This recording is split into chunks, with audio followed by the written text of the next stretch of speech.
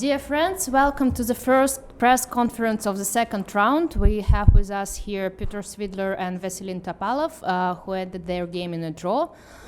So can you tell us a little bit more about the game? Well, the game itself, not very much to say, to be honest, because Veselin is one of the most exciting and fighting players in the world, and he lost yesterday. He had a very nice position and lost in time trouble. And my hope was that he will do something more exciting than this. Basically, it was a bit of a semi-bluff there, but it didn't work out. And this is not the most exciting line against the Berlin, but first of all, Veselin played the Sicilian against me on many occasions and generally gets very good positions against me in the Sicilian. And even here, let's say, if Black wants, it's not actually the move order, it was Bishop e7 first, Bishop f1. Even in this position, if Black plays Knight f5, the positions are very complex and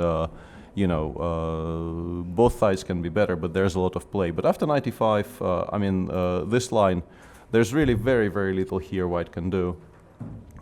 So I thought, okay, I will check if Veselin knows what he's doing here, and if he does, I probably will not get anything, and this is exactly what happened. And Bishop b4 is, I guess, a slight improvement over what Caruana did, but... Oh, yeah. But yeah, there's a Carlsen Caruana game in which Black took on d5 here and also drew reasonably comfortably. But Bishop b4 also holds, and I tried looking for something here, but optically it looks okay for White, but there are no weaknesses in the Black position, and somewhere around here. If I play a3, I guess you just play rook a8, yeah? No, first a4. Of course, yeah, a4, bishop a2, and then rook and then take, yeah. I think computer is saying, of course, you have to play a3, but it's very, very little, because actually it's not very human to play, because normally you put, more or less, Black does everything wrong, puts all the pawns on the wrong squares. But computer is basically laughing. Yeah, but the problem is like queen c3, even take queen e7 or something. Queen e7, rook d1, and I think c5. Yeah.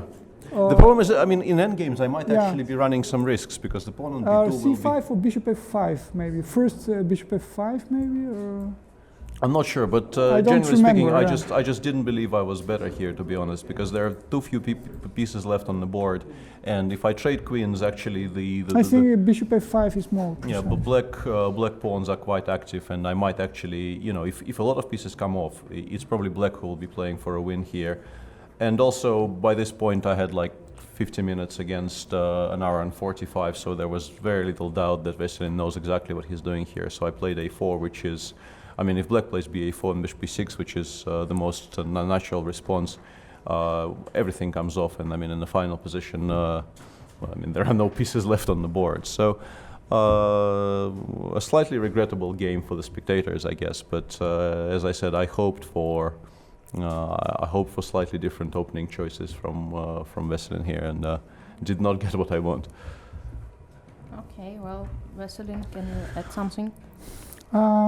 Well, okay, можно по-русски как-то? Давайте по-русски я переведу так. Дело в том, что это в элитном спорте часто правильные, то, что все правильно, на самом деле очень безинтересно, совсем неинтересно. То есть мы сегодня играли, так сказать, партию без ошибок, который практически я до конца подготовил, но это совсем безинтересно, к сожалению, так бывает. I'll translate just in English that, well, sometimes when you play the best moves, it's not entertaining and interesting for spectators, but that happens, it's sport, and, well, there is nothing to do if both players made just the best moves.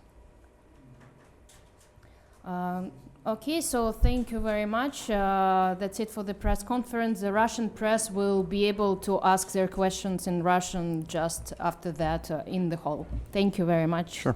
Thank you to the players.